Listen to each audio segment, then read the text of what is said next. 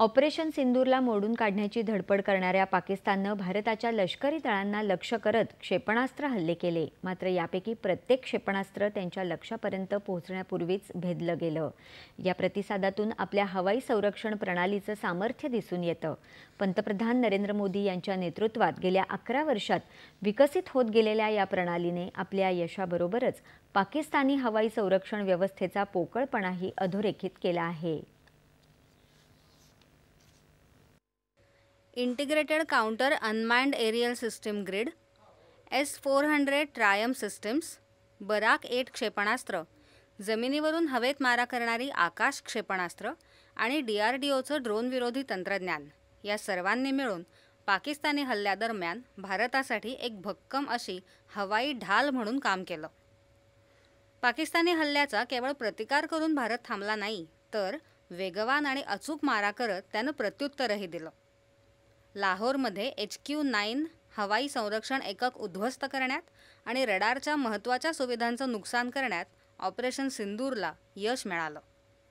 ही भेदक क्षमता एका रात्रीत तयार झालेली नाही, तर 2014 पासून मोदी प्रणित सरकारनं भारताच्या हवाई संरक्षण प्रणालीचा दर्जा पद्धतशीरपणे उंचावत नेलाय।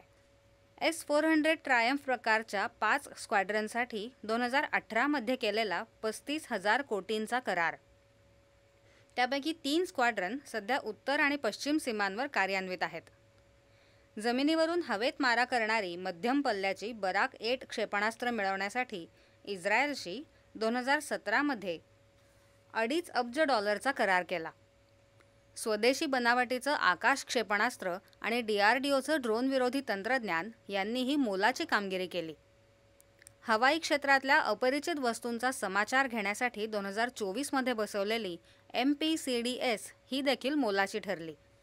आधुनिक युद्धतंत्रात भारतीय तंत्रज्ञानाचा उदय हाही एक महत्त्वाचा पैलू यामध्ये दिसून येतो। 2021 मध्ये ऑर्डर देऊन भारतातच तयार झालेले सुसायडल ड्रोन पाकिस्तानी प्रतिकार व्यवस्थेला पूर्णपणे गोंधळात पाडून गेले। शिवाय मूळचे इस्रायलचे असलेले आणि आता भारतात बनलेले हॅरोप ड्रोन्स वापरून कराची आणि लाहोरमधल्या हवाई संरक्षण सुविधा भारतानं मोडकळीला आणल्या।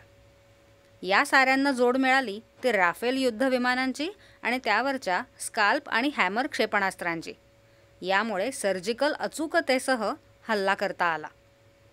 तात्पर्य, मोदी सरकारचा संरक्षण विषयक दृष्टिकोन केवळ झगमगाटापुरता मर्यादित नसून एक संयत बहुस्तरीय व्यवस्था उभारण्यावर त्याचा भर आहे। धोके येऊन धडकण्यापूर्वीच ते हेरून संपवणारं आधुनिक तंत्रज्ञानावर आधारित असं हवाई संरक्षण नेटवर्क आज भारताकडे आहे। आपल्या हवाई क्षेत्राचं फक्त संरक्षण करण्यापुरती भारताची क्षमता मर्यादित नाही, तर त्यावर नियंत्रण प्रस्थापित करण्याइतका भारत सक्षम आहे।